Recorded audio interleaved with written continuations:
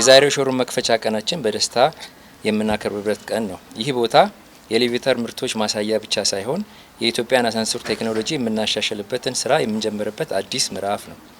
በ1986 እንደ አውሮፓውያን አቆጣጠር በቻይና ጓንዶንግ ፕሮቪንስ ፎሻን ከተማ የተመሰረተው የዡዣንግ ፉጂ ኤሌቬተር ከተመሰረተበት ጊዜ አንስቶ በተለያዩ የአሳንሰርና መሰል ምርት ጥራት እና ብቃቱን ጠብቆ ላለፉት 40 ዓመታት በዓለም ገበያ ላይ ድርሻውን ሲያሳይ የቆየ ፋብሪካ ነው። ዛሬ ቻይና ውስጥ ትልቅ የገበያ ድርሻ ያለው ሲሆን በዓለም ዙሪያም ታላቅ እምነትና ክብርን አግኝቷል። ይህ ታላቅ ታሪክ እና ተስፋ ተልዕኮ ዛሬ በኢትዮጵያ ውስጥ የምንጠለልበት የመሰረት ድንጋይ ይህ ሾሩም ይሆናል ማለት ነው። የኛ ራዕይ ግልጽ ነው። ኢትዮጵያን ሲቀጥልም አፍሪካን የኤሌቬተር ቴክኖሎጂ ማሻሻል፣ የዘርፉ ባለሙያዎችን ማስተማርና የስራ እድል መስጠት፣ በኢትዮጵያ ውስጥ ያሉ ህንፃዎችን በዘመናዊና በጥራት አስተማማኝ የሆኑ ኤሌቬተሮች እንዲያገኙ ማስቻል ነው። ይህንን ስራችንን ዛሬ ሳይሆን ከ2019 ጀምሮ በኢትዮጵያ ውስጥ ባስገጠምነው የመጀመሪያ ፓይለት ፕሮጀክታችን በሆነው የጀመርን ሲሆን በዚህ 7 ዓመት ውስጥ በተለያዩ የስራ አጋሮቻችን ጋር በመተባበር ከ140 በላይ የዡዣንግ ብራንድ የሆኑ አሳንሰሮችን በሀገራችን ላይ በማምጣትና በመግጠም ስራ ላይ አውለናል። ከዚህም በመቀጠል ይህ ሾሩም ስንከፍት የዡዣንግ ፉጂ ቻይናንና የኢትዮጵያን መካከል ያለውን የትብብር ማሳየት ብቻ ሳይሆን በቅርቡ በኢትዮጵያ ውስጥ ለማቋቋም ያቀድነው የኤሌቬተር ፋብሪካ የመጀመሪያ ምዕራፍ ነው። በዚህም በታቀደው ፋብሪካችን ላይ የዓለም አቀፍ ጥራት ደረጃን ያሟሉ የኤሌቬተር ማምረት ብቃት ይኖረናል። ለዚህም ህልማችን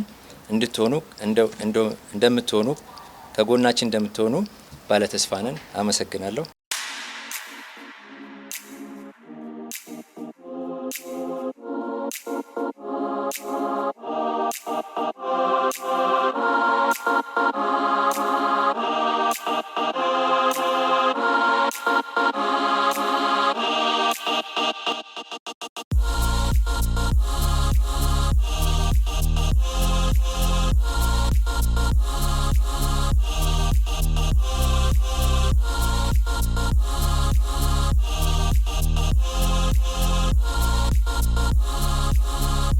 እሺ ካምፓኒያችን ዡዣንግ ፉጂ ይባላል። ኤሌቬተር የአሳንሰር አምራች ነው። ከተመሰረተ 40 ዓመት ነው። አሁን ኢትዮጵያ ውስጥ ከከፈትን ሰም ዲቪዥን ብለን የከፈት ነውና ሰም ዲቪዥን ማለት ወደዚህ ፋክተሪ ማለት ነው።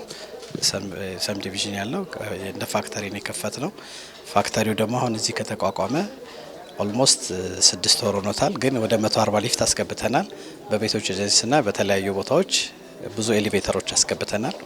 ያስገባናቸውም እስካሁን ብቁ እንደሆነ ነው የተነገረን። ያየነው ምንም እንከሎች የሉም።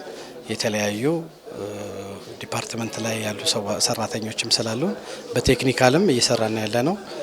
ብዙ ቦታም ምንም ችግር እንደሌለው ነው የነገሩ። ፕላናችን ትልቅ ነው። ራያችን ምዕራፍም ትልቅ ለማድረግ ነው የምናስበው። በአንደኛ ደረጃ አሁን የጀመርነው እቅዳችን ከ1 ዓመት እስከ 2 ዓመት ባለ ጊዜ ውስጥ ትልቅና ግቡን የሚመታ ትልቅ ፋክተሪ ለመክፈት ነው። እዚህ ዡዣንግ ፉጂ ኢቲ የሚለውን ቀጥታ የኢትዮጵያ ብራንድ አድርገን ለመቀጠል ነው። እንግዲህ ትልቅ ፋክተሪ ያለው እስካሁንም ዳን ነው። ከዳን ቀጥሎ ደግሞ እኛ እንሆናለን ብለን እናስባለን። ትልቅ ፋክተሪ ለመክፈት ነው የምናስበው። ማህበረሰቡም ኢምፖርትን ለማስቀረት ነው። ይህን አላማችን ከኢትዮጵያ ወደ ኤክስፖርት ለማድረግ ነው። አንደኛው አፍሪካ ላይም የተወሰኑ ፓርቶች የሰጠናቸው አሉ። ሳውት ሱዳን አለ፣ ጅቡቲ አለ፣ ሌላ ታንዛኒያም አለን። ስለዚህ እነዚህን አሁን እኛ ሞር አድርገን ነው የምናስቀጥለው ብለን እናስባለን። ችግር አጋጠመን የምንለው ብዙ ጊዜ ሰዎች የማመን ችግር አለባቸው። ለምንድን ነው የትኛው ሊፍት ነው እንዴት ነው የሚለውን ትልቅ ችግር አለና እሱ ነው። ሌላ ምንም የገጠመን ነገር የለም። ያው ሰው ማመን ነው እምነት ነው ሰው እንጂ ሌላ የገጠመን ችግር የለም። በቴክኒካል ላይ ምንም ችግር የለብንም። የኛ ዋጋዎች ባሳይሽ እንትን አምጥቼ ባሳይሽ 3 አይነት ብራንዶች አሉ። 3 አይነት እንትኖች አሉ የተለያዩ ሚዲየም፣ ሃይና ሎ ኳሊቲ የምንላቸው ግን ሁሉም እኩል ናቸው። ሃይ ኳሊቲውም ሎ ኳሊቲውም ሚዲየም ኳሊቲውም እኩል ናቸው። በምናመርታቸው ሞተራቸው አንድ አይነት ነው። ኮንትሮል ፓናል አንድ ነው። ቺፕሶቹ አንድ ናቸው እና ኢምፖርትና ኤክስፖርት በማድረግ ነው በሊፍቶቹ ላይ ያለንን የመቀነስ ነው። እዚህ አፎርደብል እንድንሆን ስለሰውም እንዲጠቅም ሃይ ኳሊቲ የሚፈልግ ሰው ሲኖር ሃይ ኳሊቲ ለመስጠት ነው። ሎ ኳሊቲ ሚዲየም ኳሊቲ እንጂ በእቃው ላይ ምንም ዳውት የለንም። ጥሩ እቃ ነው ያለን። ብራንዳችንም ጥሩ ነው ያለን።